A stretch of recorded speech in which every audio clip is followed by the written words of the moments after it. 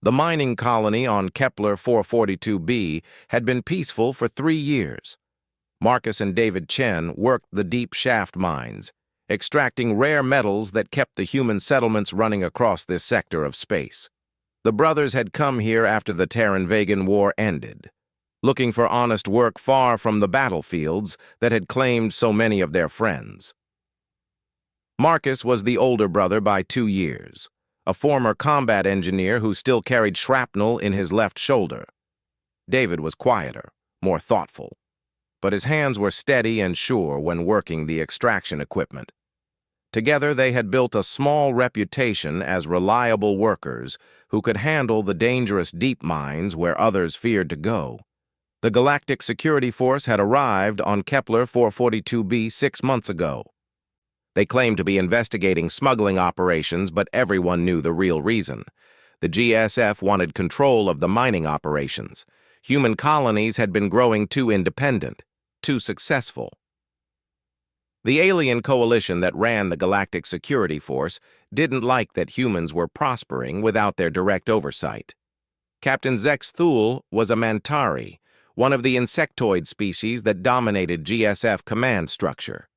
His compound eyes reflected no emotion as he watched the human miners go about their daily work. The Mantari had evolved from predator insects, and Zex Thule still carried that hunting instinct. He saw humans as prey that had grown too bold.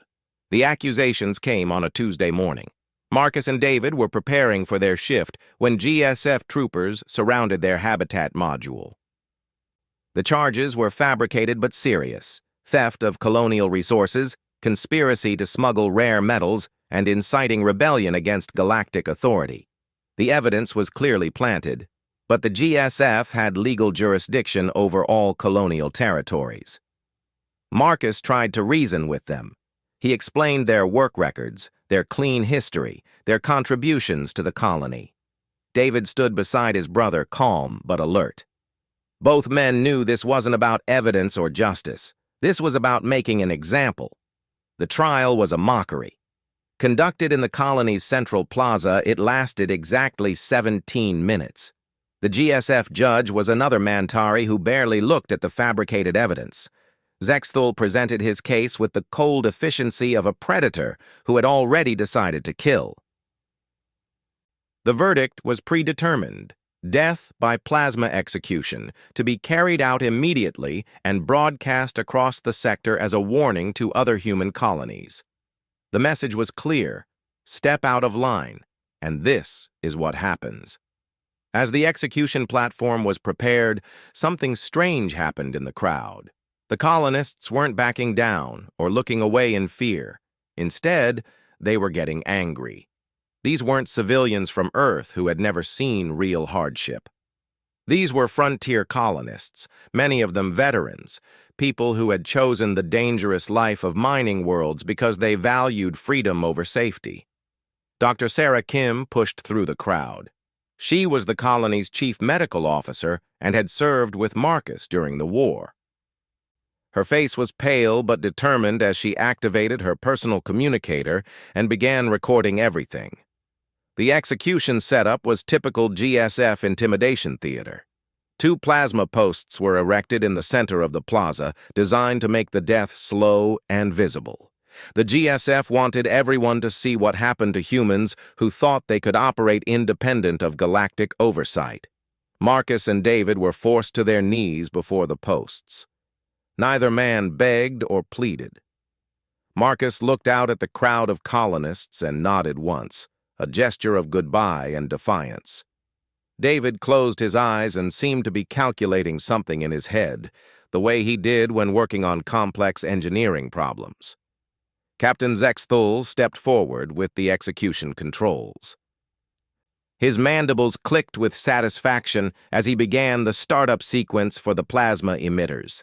The weapons would fire in 30 seconds, designed to burn through human flesh slowly enough to cause maximum pain. The crowd was completely silent. Even the children had stopped crying. In that silence, something shifted in the air around the plaza. The colonists weren't looking at the execution platform anymore. They were looking at the sky. Dr. Kim's communicator wasn't just recording locally. She had patched into the colony's emergency broadcast system, and her signal was being transmitted to every human settlement within 50 light years. Millions of people across dozens of worlds were watching Marcus and David Chen about to die for the crime of being successful human miners. Zexthul didn't notice the change in the crowd's attention. He was focused on his moment of demonstration, his chance to show these humans their proper place in the galactic order. His finger hovered over the execution control. What none of the GSF forces knew was that David Chen had been much more than a simple miner before coming to Kepler 442b. He had been a demolition specialist during the war, and his quiet, calculating nature came from years of working with explosives that could level city blocks if handled incorrectly. The deep mines on Kepler 442b weren't just rich in rare metals. They contained massive deposits of crystallized hydrogen, a substance so volatile that even small amounts could create devastating explosions when properly triggered. David had been mapping these deposits for months, not for mining purposes, but as an insurance policy against exactly this kind of situation. As Zexthul's finger touched the execution control, David opened his eyes and looked directly at his brother. Marcus understood immediately. He had seen that look before during the war, when David was about to bring down an enemy position. The first plasma bolt fired, striking Marcus in the shoulder. The crowd gasped as the former combat engineer gritted his teeth but refused to scream. The second bolt was aimed at David, but something went wrong with the execution sequence. The plasma emitter flickered and died. Zexthul cursed in his clicking language and began checking the controls. He didn't notice that David had somehow slipped his restraints and was no longer kneeling by the post. In the deep mines beneath the plaza, charges that David had placed weeks earlier began their sequence. The timing was precise, calculated to the second. David Chen had learned to count time in his head while defusing bombs under enemy fire, and his internal clock was more accurate than most computers. The explosion started small, deep underground, where no one could see it. But crystallized hydrogen doesn't explode in a simple burst. It creates a chain reaction that builds and spreads, following the natural crystal formations through the rock. David had shaped the charges to direct this reaction upward, toward the plaza, with mathematical precision. Zexthul was still fumbling with the execution controls when the ground beneath his feet began to glow red. The heat was coming up from below, following the exact pattern David had calculated. The GSF troopers around the plaza started to notice that their boots were getting uncomfortably warm. Marcus looked at his younger brother with pride. Even with a plasma burn searing his shoulder, he managed to smile. They had always protected each other, and David was protecting him now in the most thorough way possible. The first GSF trooper to catch fire was standing directly over one of David's primary charges. His armor began to smoke, then melt, then burst into flames that no amount of rolling on the ground could extinguish. The crystallized hydrogen fire burned hotter than stars. Zexthul finally understood what was happening, but understanding came too late. The ground beneath the execution platform was now white-hot, and his insectoid legs were beginning to burn through his boots. He tried to run, but the fire was spreading faster than he could move. The plaza became a scene of chaos as GSF troopers ran in all directions, but David's calculations had been perfect. Every escape route led through areas where the underground fire was about to breach the surface. The aliens who had come to execute two human brothers found themselves trapped in a carefully designed killing ground. The colonists scattered to safety with practiced efficiency. This wasn't their first emergency evacuation, and the miners knew exactly how to move when the ground became unstable. They had escape routes planned and rehearsed, leading to safe zones that David had carefully marked as areas where the crystallized hydrogen deposits were too sparse to sustain the chain reaction. Dr. Kim continued broadcasting as she ran. keeping her communicator trained on the plaza where the GSF forces were beginning to understand their situation.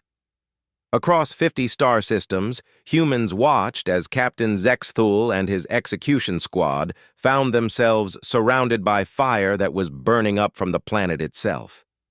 The Mantari captain tried to use his emergency communicator to call for extraction, but the intense heat from the underground fire was interfering with all electronic systems.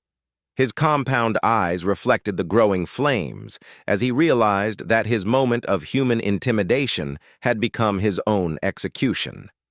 Marcus had managed to free himself from the restraints during the chaos. His combat engineer training kicked in as he assessed the situation. The plasma burn on his shoulder was painful but not life-threatening, and he could see exactly what his brother had accomplished. David had turned the entire plaza into a trap that would eliminate the GSF threat while keeping the colonists safe. David himself was moving through the fire with calculated precision. He knew exactly where the heat would peak and where the safe corridors remained. His years of working with volatile explosives had taught him to think several steps ahead, to plan for every possible outcome. The GSF forces were dying according to his mathematical projections. The first trooper to die screaming was a vegan enforcer who had volunteered for the execution detail because he enjoyed watching humans suffer. The crystallized hydrogen fire ate through his environmental suit in seconds, then began consuming his flesh with temperatures that exceeded anything found in nature. His screams were broadcast across 50 worlds as millions of humans watched their oppressors burn. Zexthul tried to reach his command shuttle, but David's charges had been placed to cut off that exact escape route.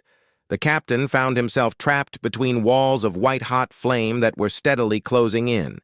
His mandibles clicked frantically as he realized that the quiet human miner had outmaneuvered him completely.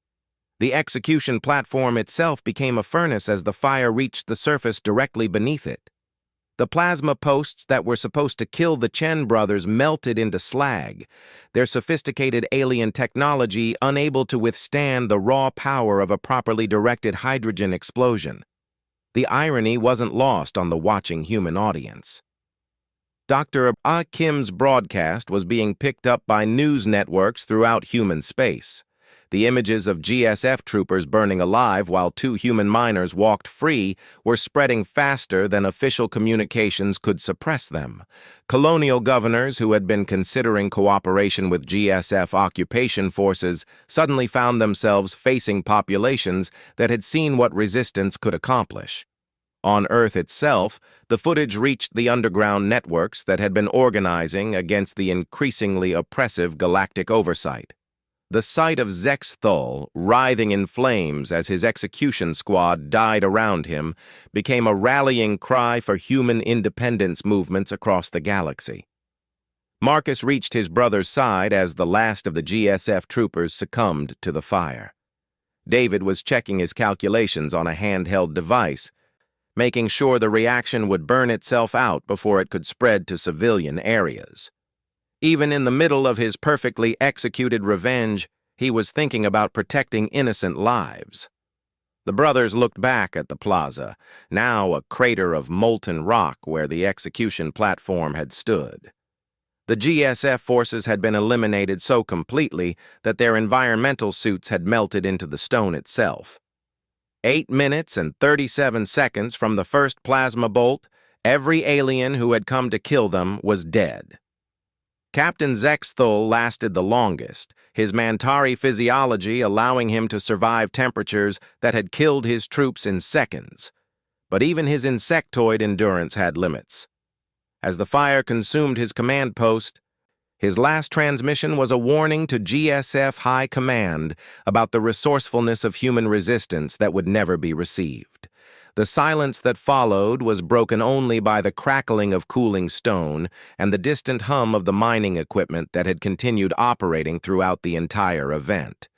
The colony's infrastructure was intact, the civilian population was safe, and the immediate GSF threat had been eliminated with surgical precision. Dr. Kim finally stopped broadcasting and lowered her communicator. The footage she had captured would be analyzed and replayed millions of times across human space.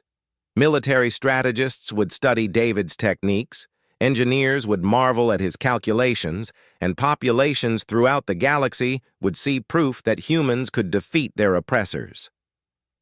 Word of the Kepler 442b incident reached other GSF commanders within hours.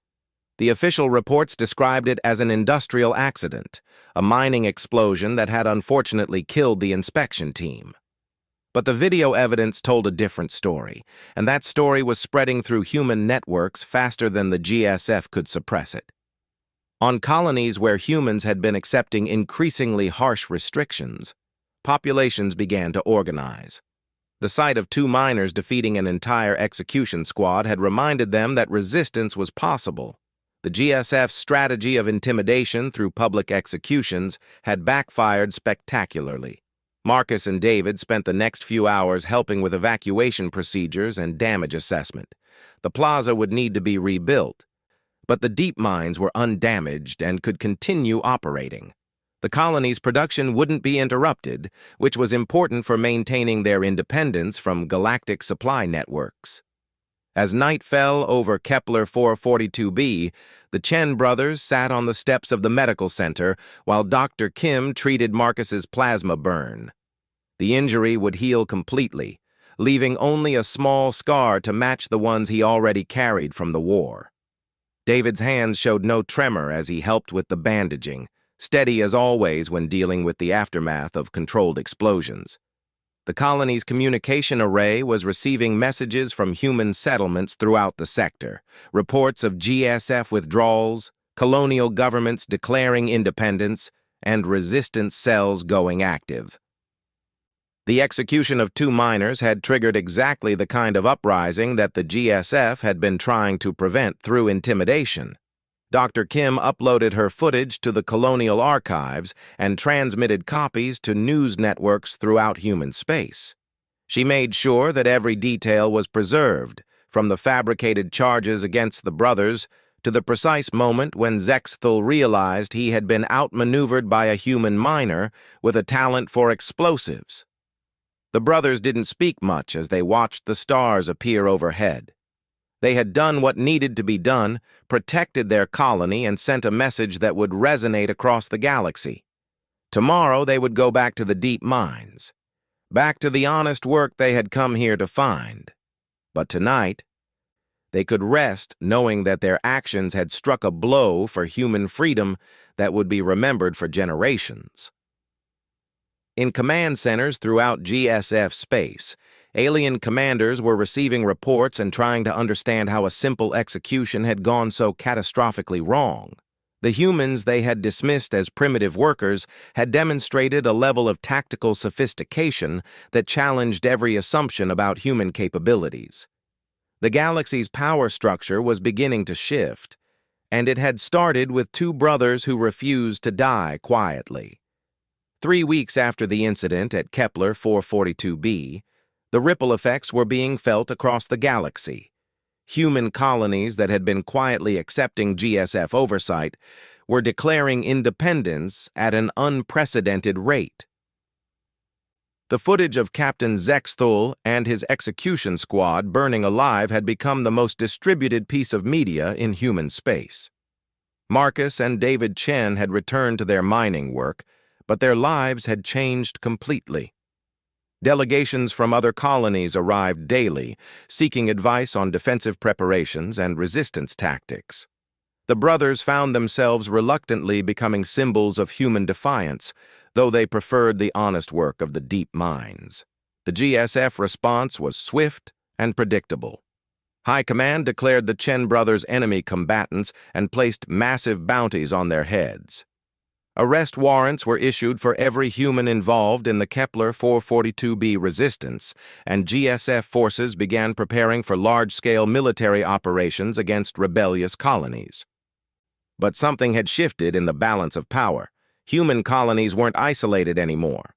Dr. Kim's broadcast had connected resistance movements across dozens of star systems, creating a network of communication and support that the GSF couldn't easily break.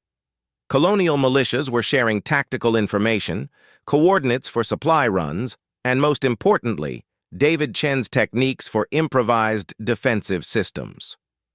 The first test came when GSF Admiral Korthvan arrived at the Proxima Centauri mining station with a full battle group. The reptilian commander had learned from Zexthul's mistakes and brought overwhelming force to crush the human rebellion before it could spread further. His fleet included 3 battle cruisers and 2 full regiments of assault troops. What Admiral Korthvan didn't know was that the mining station had been in communication with Kepler 442b for weeks. The head of station security was Elena Vasquez, a former explosive ordnance specialist who had studied David's methods with the intensity of a scholar analyzing a masterwork. The Proxima station was built around an asteroid rich in the same crystallized hydrogen deposits that David had used so effectively. Vasquez had spent 3 weeks mapping the asteroid's internal structure and placing charges with mathematical precision that would have impressed David himself. The difference was scale. Where David had worked with a mining colony, Vasquez was dealing with an entire asteroid base. Admiral Korthvan's assault began with the standard intimidation protocol. The station's population was ordered to surrender unconditionally and submit to GSF authority. The admiral announced that anyone connected to the rebellion would be publicly executed as an example to other colonies. Elena Vasquez responded by transmitting the footage from Kepler 442b directly to the admiral's command ship, along with detailed schematics showing the placement of charges throughout the asteroid. Her message was simple. You have 10 minutes to withdraw your forces or join Captain Zexthul in hell. The admiral dismissed the threat as human bravado. Reptilian military doctrine emphasized overwhelming force and direct confrontation. The concept of a defensive system based on controlled destruction was foreign to their tactical thinking. Korthvan ordered his assault troops to begin boarding operations. The first wave of GSF troops made it aboard the station without incident. They secured the docking bays and began advancing toward the command center, following their established protocols for colonial suppression. Everything seemed to be proceeding according to plan. Elena Vasquez watched the invasion progress from her command post deep within the asteroid. Like David Chen, she was counting time in her head, tracking the movement of enemy forces through the station's corridors. Her charges were placed not to destroy the station, but to channel the GSF troops into specific areas where they could be eliminated with minimum damage to civilian infrastructure. The first explosion occurred in Docking Bay 7, where a full company of assault troops had been preparing to advance deeper into the station. The crystallized hydrogen charge was small and precisely placed, creating a contained inferno that eliminated the troops without damaging the bay's structural integrity. The station's human population was safely evacuated to areas that Elena had calculated would remain stable. Admiral Korthvan received the first casualty reports with disbelief. His seasoned troops were being eliminated by what appeared to be industrial accidents, but the timing was too precise to be coincidental. The humans were using their own infrastructure as a weapon with surgical accuracy. The second wave of explosions targeted the GSF troops who were advancing through the station's main corridors. Elena's charges created a series of controlled fires that forced the invaders into predetermined kill zones. The asteroid's internal crystal formations conducted the heat exactly as she had calculated, turning the station into a maze of death for the occupying forces. Marcus and David Chen were monitoring the situation from Kepler 442b through the Resistance communication network. They watched as Elena Vasquez implemented their techniques on a larger scale, using the same principles of controlled destruction to defend an entire asteroid base. The success at Proxima was proving that their methods could be replicated and scaled up. Admiral Korthvan tried to withdraw his remaining forces, but Elena's defensive system was designed to prevent retreat as well as advance.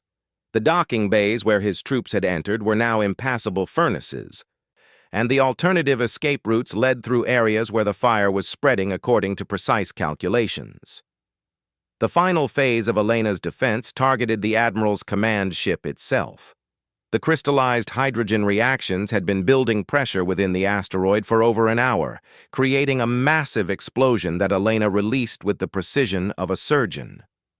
The blast was directed outward through carefully shaped charges, turning the entire asteroid into a weapon aimed at the GSF fleet.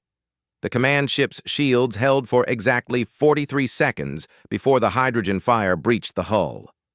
Admiral Korth Vaughn's last transmission was a warning to GSF High Command that the humans had developed defensive capabilities far beyond their previous assessments.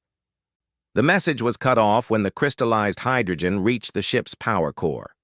The destruction of Admiral Korth Vaughn's battle group sent shockwaves through GSF command structure. Two major military operations had been defeated by human miners using improvised explosives and careful planning.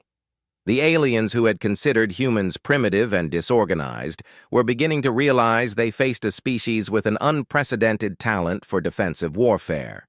Human colonies throughout the galaxy received detailed reports of the Proxima victory within hours. Elena Vasquez had recorded every aspect of her defensive system, creating a technical manual that could be adapted to any mining operation or asteroid base. The knowledge that had started with David Chen was spreading and evolving, becoming a standardized resistance doctrine. On Earth itself, the underground networks that had been organizing against GSF occupation went fully active. The sight of human colonists defeating professional military forces had convinced populations throughout the home system that rebellion was not only possible, but likely to succeed. Protests turned into armed uprising overnight. Dr. Kim continued her role as the Resistance's primary documentarian, collecting footage and testimony from every successful defense against GSF forces. Her archive was becoming the historical record of humanity's fight for independence, preserved on secure networks that were already being called the Freedom Archives. The Chen brothers found themselves at the center of a growing legend. Stories of the two miners who had burned a GSF execution squad alive were being told in bars and meeting halls throughout human space. The details grew with each telling, but the core truth remained. Two humans had faced death with dignity and turned their execution into victory.